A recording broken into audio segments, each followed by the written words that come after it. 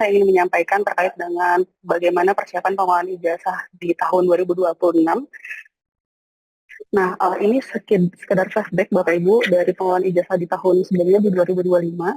Karena di tahun ini kita belum dapat ya untuk lini masa pengelolaan di 2026 masih dikoordinasikan, didiskusikan dari sisi tim regulasi terkait dengan bagaimana pengelolaan ijazah di tahun ini. Tapi mungkin secara keseluruhan tidak akan jauh berbeda ya secara timeline dari sisi mulainya penetapan kelulusan dari pendidikan dasar dan menengah. Kalau kita lihat di tahun lalu, di akhir Maret itu penerbitan pedoman pengelolaan ijazah itu sudah keluar. Kemudian untuk jenjang pendidikan menengah sudah mulai melaksanakan penetapan kelulusan itu di minggu pertama hari Senin bulan Mei.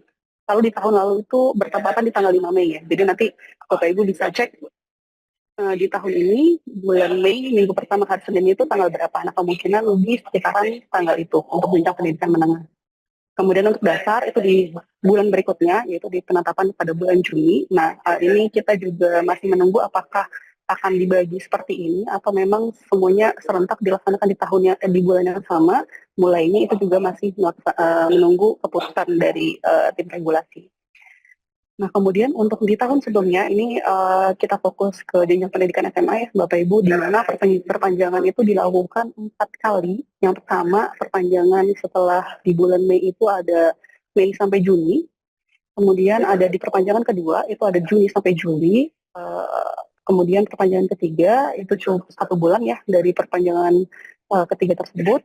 Nah, kemudian cukup banyak waktu jeda ya dari mulai perpanjangan ketiga ke perpanjangan terakhir karena memang harapannya itu di perpanjangan ketiga sudah selesai semua gitu ya, tapi ternyata memang masih ada gitu beberapa kasus yang peserta didik belum mendapatkan ijazah namun sebetulnya sudah lulus, sehingga di bulan Oktober itu juga ditambah 1 kali lagi perpanjangan terakhir untuk penyelesaian ijazah di tahun 2025.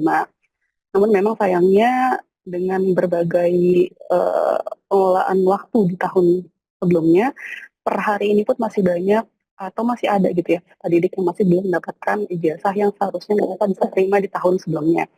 Gitu. Jadi nanti tentunya di tahun ini akan ada mekanisme tersendiri bagi poin-poin yang seperti itu gitu ya bagi untuk satuan pendidikan yang belum menyelesaikan pengelolaan ijazah untuk peserta didik yang masih menggantung statusnya sekolah tersebut.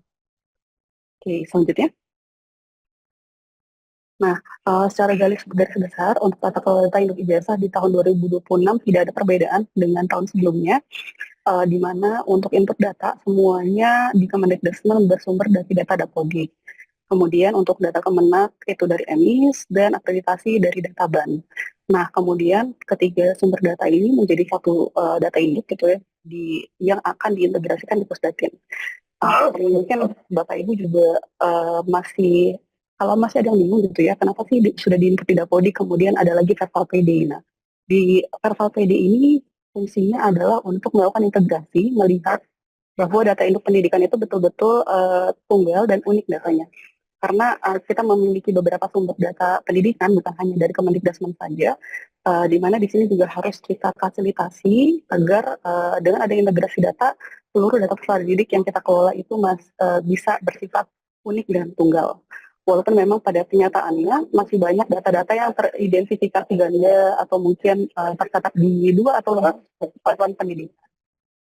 Nah kemudian itulah pentingnya dilakukan proses verifikasi dan validasi data dari Pusdatin. Kemudian di sini nanti kami akan mengeluarkan datanya itu dalam bentuk dashboard validasi data peserta didik tingkat afiliat. Nah Bapak Ibu ini bisa dilihat di poin kedua ya, itu untuk arusnya. Nah, kemudian data tersebut akan dikelola dari mulai penetapan kelulusan, kemudian pembuatan SKPJM, hingga penerbitan ijazah itu di manajemen ijazah, dan terakhir ketika sudah disetujui oleh dinas pendidikan masing-masing, itu akan dicek untuk keabsahan ijazahnya itu di sistem portal ijazah. Jadi ada 3 sistem ya Bapak Ibu yang terhubung. Ini sebetulnya secara keseluruhan sumber datanya tidak ada perbedaan dari ketiga aplikasi tersebut atau sistem tersebut, subsistem ya. Oke, selanjutnya. Nah, oke, kemudian ini yang perlu diperhatikan Bapak Ibu, apa saja validitas data calon penerima ijazah yang perlu diperhatikan. Untuk DNS, yang pertama, itu yang perlu diperhatikan tentunya sesuai dengan data kependudukan, di mana untuk nama, tempat lahir, dan tanggal lahir itu mengacu kepada data yang tersimpan di Dukcapil.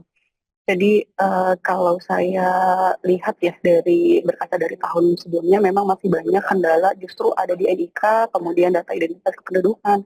Nah ini menjadi sebuah PR kita bersama juga ya Bapak Ibu, bagaimana nanti kita bisa menghimbau kepada peserta didik, orang tua atau wali untuk bisa memperbaiki data siswanya segera mungkin gitu sebelum penetapan kelulusan. Jadi kalau kita lihat sekarang bulan akhir Februari, jadi Maret, April, harapannya dengan waktu sebelum penetapan kelulusan ini sudah bisa diselesaikan apabila masih ada data identitas kependudukan yang bermasalah dari siswanya.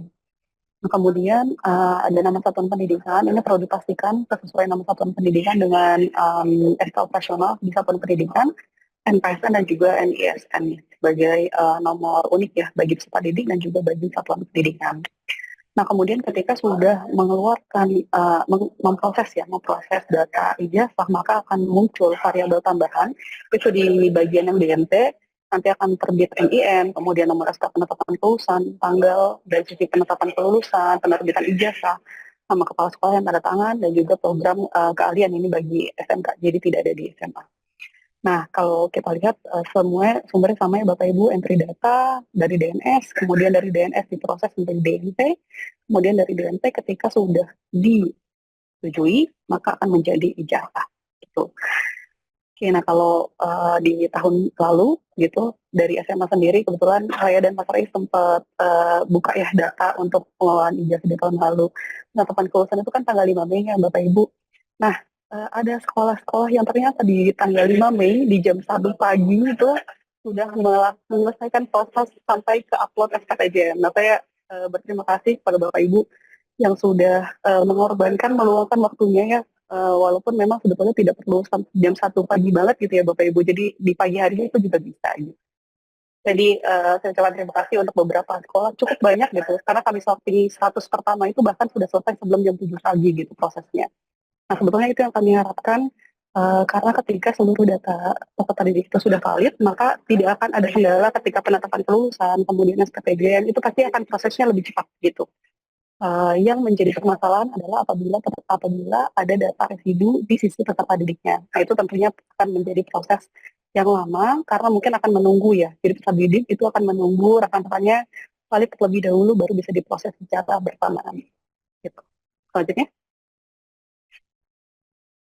Oke, nah ini beberapa validitas wajib dan juga ada informasi tambahan yang akan kami sampaikan di tahun ini.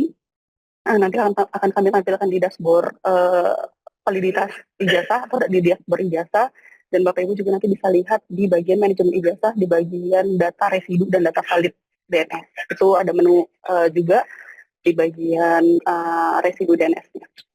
Yang pertama, untuk validitas wajib peserta didik itu NISN tentunya harus unik dan tidak kosong. Di mana di sini unik menggambarkan bahwa satu NISN hanya dimiliki oleh satu siswa, tidak ganda dengan orang lain, dan satu orang juga hanya memiliki satu NISN. Ketika dia memiliki NISN baru dan tidak sesuai dengan NISN sebelumnya, maka perlu dilakukan klaim NISN apabila NISN belum terpakai, atau juga bisa jika sudah dipakai oleh orang lain, jadi mau tidak mau harus menggunakan NISN yang saat ini dimiliki, yang existing gitu ya. Nah, nanti bisa dibuatkan surat keterangan bahwa di ijazah sebelumnya itu NISN-nya menggunakan NISN yang dimiliki saat ini. Kemudian yang kedua, itu ada identitas, di mana di sini NIK itu harus tunggal dan juga padan dengan Dukcapil. Mungkin Bapak Ibu juga tentunya banyak melihat ya, residu di Kartal PD itu terkait dengan NIK. Nanti ini perlu diperhatikan bahwa satu peserta didik itu harus memiliki hanya satu NIK, dan satu NIK juga tidak boleh diklaim oleh lebih dari satu orang.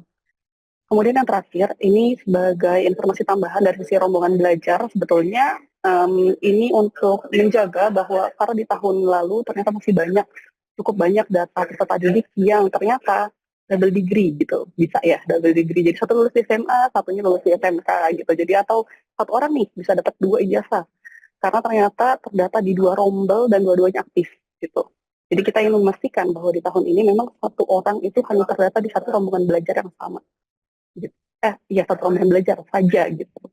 Jadi tidak ada double nih, atau mungkin satunya lulus di SMA, satunya lagi lulus di MA. Nah, itu juga cukup banyak yang kita proses di tahun sebelumnya, keduanya mendapatkan NIN.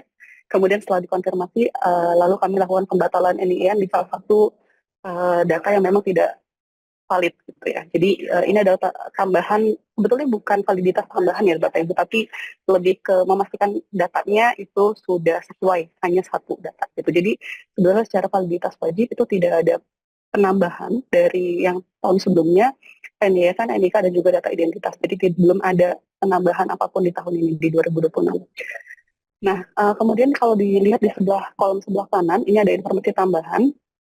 Betul sekali, kami akan menampilkan data di dashboard ijazah itu pengisian e-rapor di semester ganjil di tahun ini. Berarti di 2000, mohon maaf ini typo ya, harusnya 2025-1 itu di tahun 2025-2026 di semester ganjilnya. Gitu. Jadi kami akan menampilkan keterisian e-rapornya. Kemudian yang kedua ada rekam didik 5 semester, di mana untuk SMA sendiri berarti mulai dari kelas 10, 11, 12, semester 1 sampai 5 gitu. Itu perlu diperhatikan keterisiannya, kemudian apabila rekam didiknya itu ada yang kosong atau ada yang loncat, itu perlu diperbaiki juga di kanal PD. Dan yang terakhir ada ijazah jenjang sebelumnya, ini untuk SMA maka perlu diisi untuk ijazah SMP dan ijazah SD.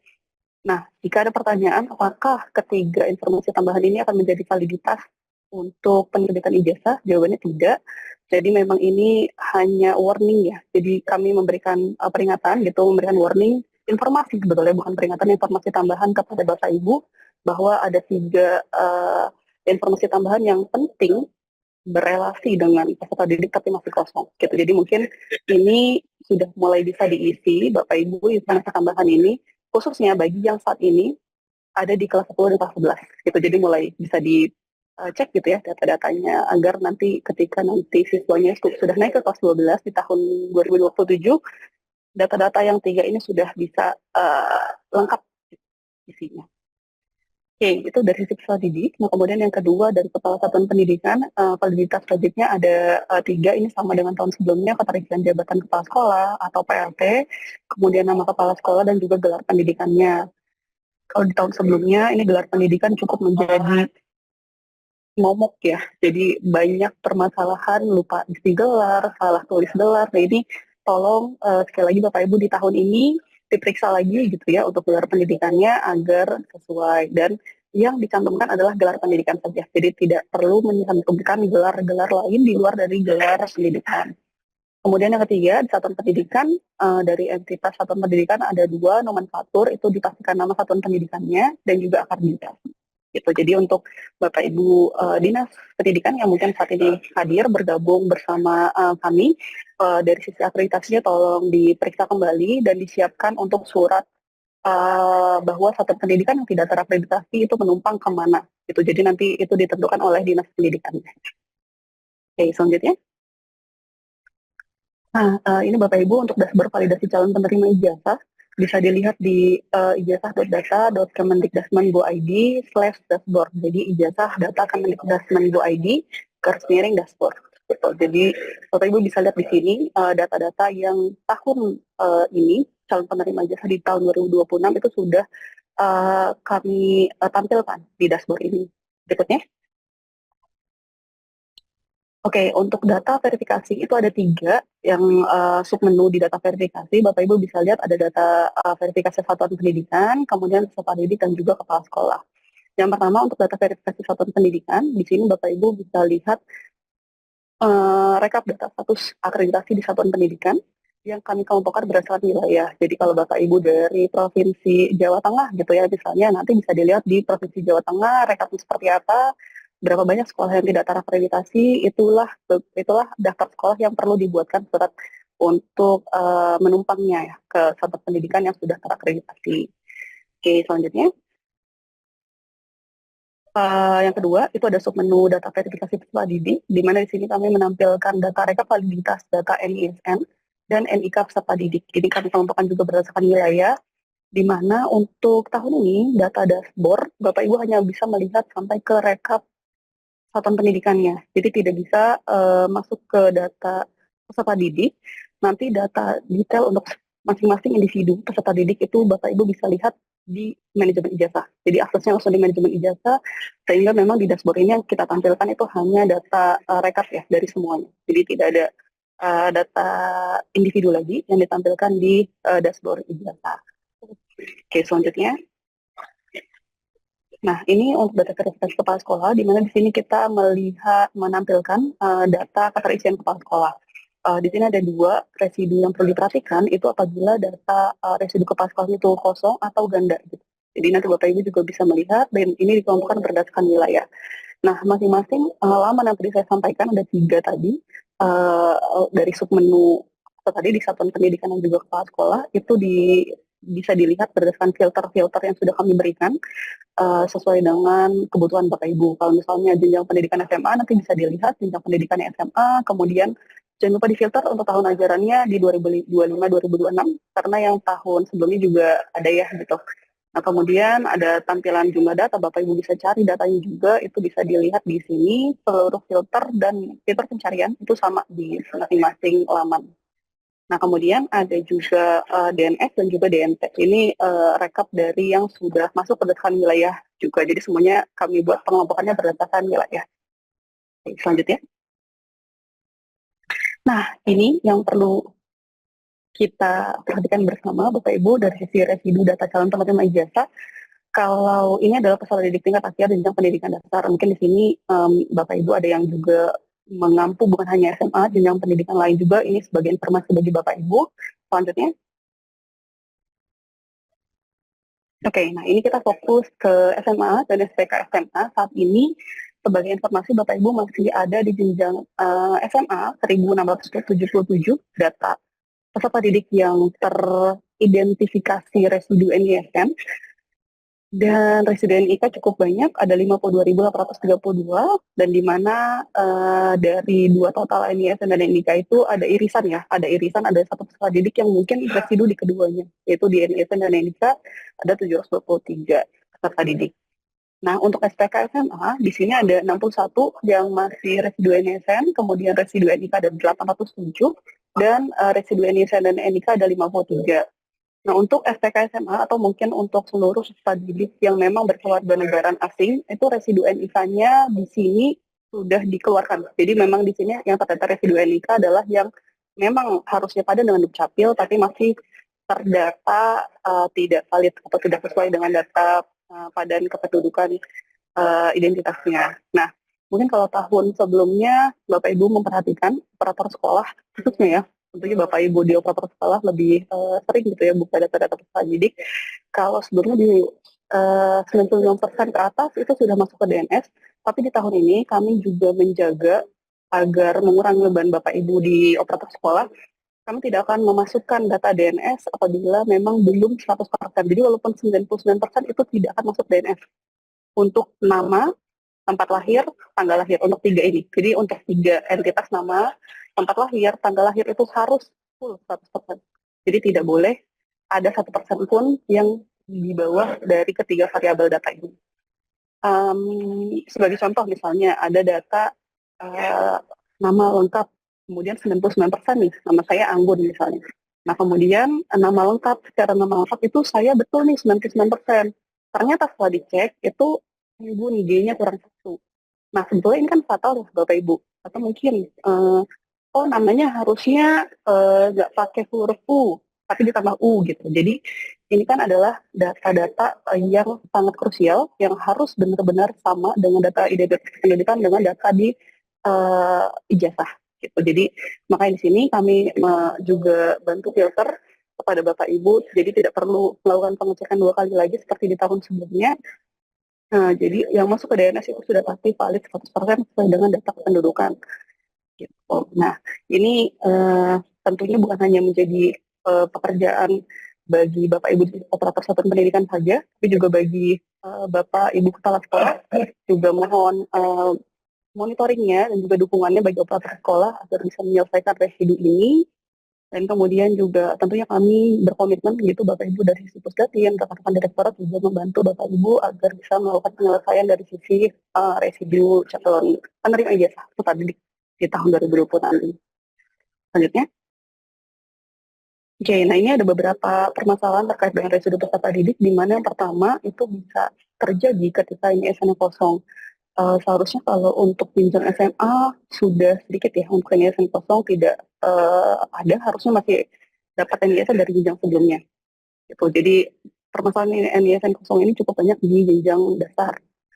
Nah kemudian yang kedua ini data ganda, di mana peserta didik itu terdaftar lebih dari satu satuan pendidikan atau satu NISN digunakan lebih dari satu peserta didik. Nah ini ketika posisinya itu aktif-aktif, maka salah satu satuan pendidikan yang memang tidak ada siswanya di situ harus mengeluarkan, atau mungkin Bapak Ibu di Dinas Pendidikan bisa juga mengeluarkan siswa tersebut dari laporan satuan pendidikannya. Kalau posisinya aktif tidak aktif, Bapak Ibu di Dinas Pendidikan bisa melakukan merger atau penggabungan dua data ini apabila memang sama gitu ya, data peserta didiknya. Kemudian yang ketiga itu ada data kependudukan, di mana di sini identitas peserta didik itu belum padan dengan data induk kependudukan yang ada di Dukcapil. Itu kalau misalnya ada beberapa kasus di mana sudah dicek ya di kakak itu udah sama gitu kan, udah diminta ke Dukcapil, itu kenapa ya masih belum bisa diperbaiki. Nah, yang kami tampilkan ke Bapak Ibu di Satpol PD itu adalah real time hasil pemadanan dengan Dukcapil. Jadi persentase yang Bapak Ibu lihat di Satpol PD itu di bagian sebelah kanan ya, di kolom itu ada berapa persen itu adalah data validitas dari Dukcapil. Jadi bukan dari kami yang melakukan pengecekan datanya, tapi kami menggunakan servis yang disediakan dari Dukcapil. Nah, di situ artinya bahwa data peserta didik Bapak Ibu itu memang masih belum sesuai dengan yang ada di Dukcapil kependudukan, di Dukcapil pusat ya.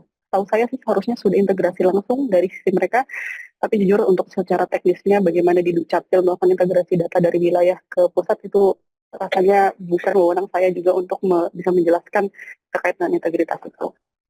Nah, kemudian yang terakhir dari sisi kode wilayah, ini sebetulnya cukup mudah ya diperbaiki Bapak Ibu di satuan pendidikan. Ketika masih ada residu kode wilayah itu bisa langsung diisikan desanya. Jadi data desa domisili dari peserta didik itu sendiri. Selanjutnya, oke, nah Bapak Ibu apabila masih mengalami kesulitan gitu kendala, bagaimana ketika melakukan pengecekan data itu masih ada kendala, masih ada kebingungan, ada sistem yang tidak bisa berjalan dengan lancar, maka bisa melaporkan ke unit layanan terpadu kami di Kemendikdasmen call center 177, atau juga bagi yang mungkin di daerah Jakarta mau datang langsung itu boleh ke gedung C di Kemendikdasmen Senayan Jakarta. Di lantai dasar itu ada unit layanan terpadu, nanti disampaikan saja apa kendalanya, kemudian tujuannya apa gitu, nanti akan diarahkan oleh rekan kami yang ada di ULT. Nah kemudian dari Pusdatin sendiri ini khususnya ada layanan ULT yang daring, namun Bapak Ibu perlu melakukan registrasi terlebih dahulu, itu di link yang sudah saya sampaikan. Namun untuk layanan ULT dari Pusdatin ini hanya ada di hari Selasa dan Kamis, karena di Senin, Rabu, Jumatnya itu layanan daring untuk yang bagian lain gitu, selain Pusdatin. Gitu. Jadi Bapak Ibu bisa hubungi di sini jika masih ada kendala.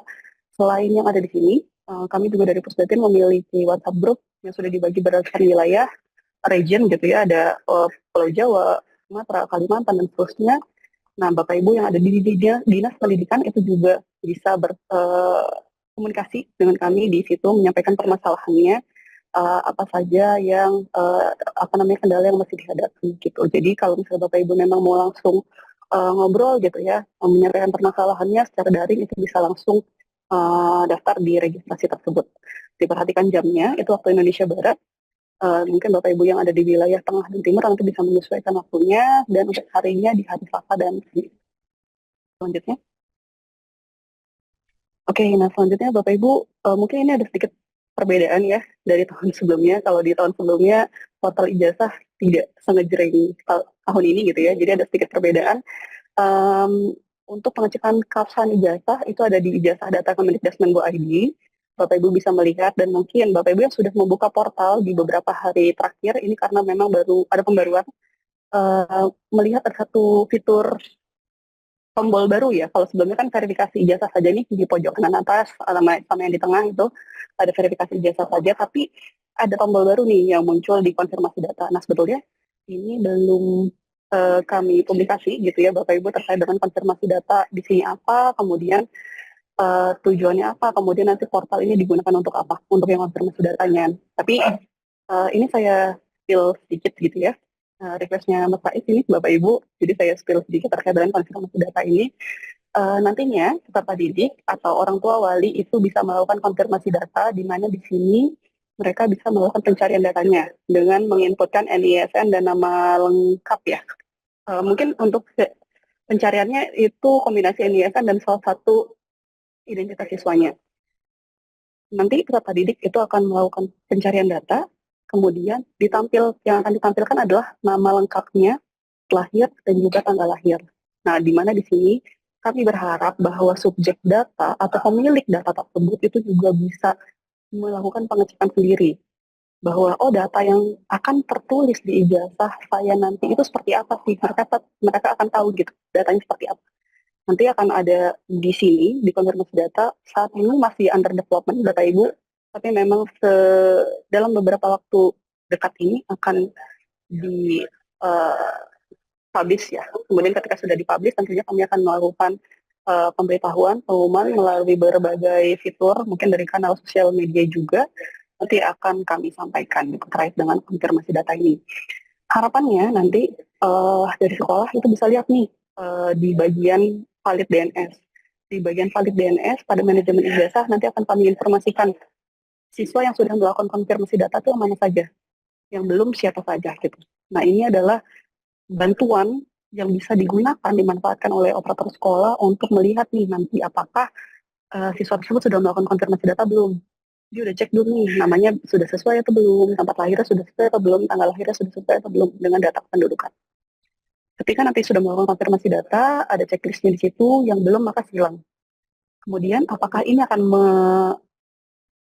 menghambat proses penetapan kelulusan? Jawabannya tidak. Ketika siswa belum melakukan konfirmasi data, Bapak Ibu mau menetapkan kelulusan itu tetap bisa. Gitu, tetap bisa dilakukan penetapan kelulusan, tapi tentunya ada warning dari sistem bahwa ada sekian peserta didik yang belum melakukan konfirmasi data. Harapannya itu bisa digunakan Bapak Ibu untuk melakukan pengecekan kembali sebelum melakukan proses pengelolaan ijazah gitu ya, agar tidak terjadi perbaikan ijazah berkali-kali. Selanjutnya,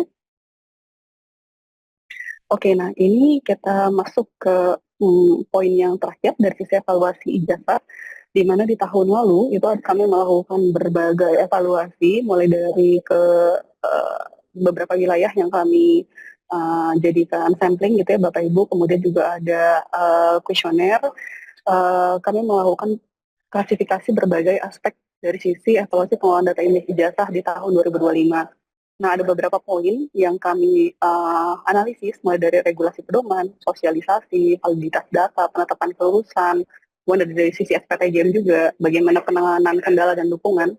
Terus dari mulai setelah selesai, itu baru ada pencetakan ijazah, perbaikan ijazah, dan pembatalan ijazah. Nah ini kita lihat klasifikasi dari setiap masing-masing aspek evaluasi.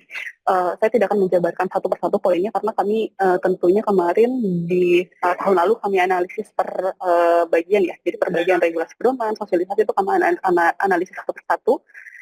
Nah di sini saya akan menyampaikan bagaimana evaluasi secara kesimpulannya. Selanjutnya. Oke, nah secara kesimpulan analisis keseluruhan dari beberapa klasifikasi yang tadi saya sampaikan, di sini dari sisi penerapan sistem itu mayoritas responden setuju bahwa pengelolaan ijazah yang menggunakan pengelolaan data by sistem itu lebih baik dibandingkan dengan penggunaan belangko ijazah fisik.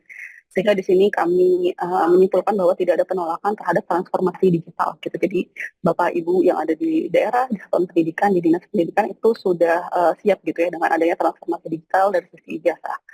Kemudian yang kedua ada penerapan prosedur di mana satuan pendidikan ini sudah menerapkan prosedur pengelolaan ijazah sesuai dengan pedomannya gitu ya.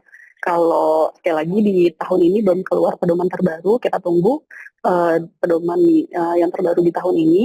Namun memang dari yang kami telusuri ada beberapa poin usulan perbaikan dari sisi pedomannya. Jadi mungkin biar bisa lebih jelas atau apa, itu ada beberapa masukannya sudah kami catat. Bapak Ibu yang sudah memberikan usulan terkait dengan pedoman, terima kasih. Sudah kami sampaikan juga pada saat evaluasi bersama dengan rekan-rekan direktorat dan Setdijen.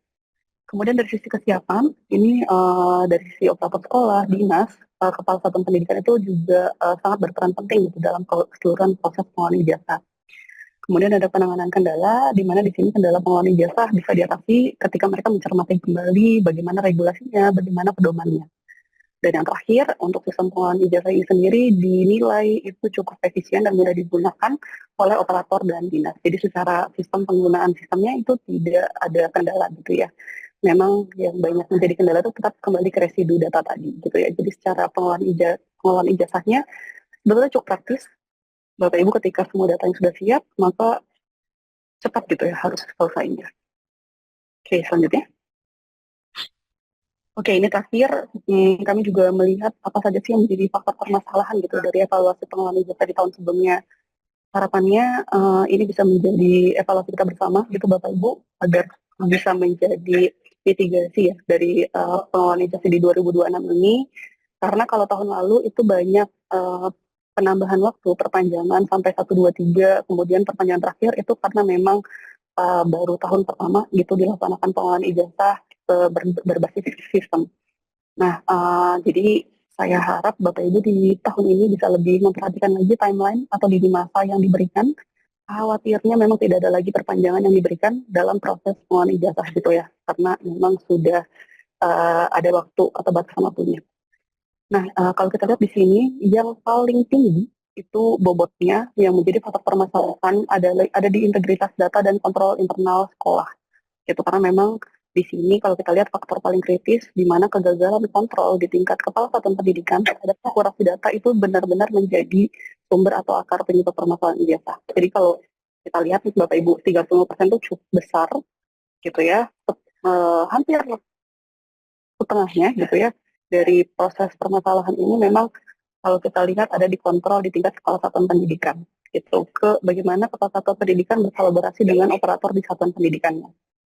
Nah, kemudian yang kedua, ini 30% itu bagaimana kesiapan dinas pendidikan itu untuk mengoreksi kesalahan, baik itu perbaikan atau pembatalan, dan bisa memfasilitasi koordinasi secara eksternal. Jadi, ketika satuan pendidikan itu mengalami permasalahan, ini kesiapan dinas pendidikan itu menjadi sangat penting gitu. Bagaimana bisa nanti dinas pendidikan menjadi sumber informasi juga bagi satuan pendidikan dalam penyelesaian permasalahan yang ada. Kemudian yang ketiga itu dari sisi dukungan kepala satuan pendidikan, dari sisi faktor kinerja operasional. Sekali lagi tersebutkan lagi ini dukungan kepala satuan pendidikan terhadap operator dan efisiensi alur kerja teknis di tingkat sekolah. Gitu. Dan yang terakhir dari sisi pemahaman kebijakan sebetulnya secara sistem digital ini diterima secara universal sehingga faktor ini bukan menjadi penyebab utama permasalahan. Jadi memang untuk pemahaman cukup sudah dipahami baik dari operator satuan pendidikan, kepala dan juga dinas pendidikan. Nah, kalau saya boleh highlight Bapak Ibu di sini, semuanya untuk kepala satuan pendidikan dan juga bagaimana koordinasi dengan internal satuan pendidikan itu menjadi faktor kritis ya. Nah, sehingga harapannya memang mulai saat ini Bapak Ibu kepala satuan pendidikan bisa memeriksa kembali, itu meminta untuk mengecek, kemudian dimonitoring kembali data-data peserta didik yang ada di satuan pendidikan Bapak Ibu. Memang sih kita fokus khususnya untuk ijazah ini di tingkat akhir, tapi harapan saya juga bisa dicek data-data yang ada di kelas 10 dan kelas 11, sehingga ketika ada permasalahan terkait dengan Dukcapil khususnya, karena ini kan datanya memang agak sulit ya diperbaiki gitu, jadi memang masih banyak waktu untuk memperbaikinya. Dan sampai nanti ketika sudah penetapan kelulusan baru mau diperbaiki gitu, Bapak Ibu. Jadi itu yang menjadi harapan kami agar dari sisi internal sekolah bisa memperhatikan hal tersebut dan juga dari kepala satuan pendidikan kami harapkan juga bisa memberikan dukungan secara maksimal kepada operator satuan pendidikan bukan hanya dari sisi moral juga tapi bagaimana dukungan dari sekolah terkait dengan fasilitas dalam pengelolaan ijazah ini. Selanjutnya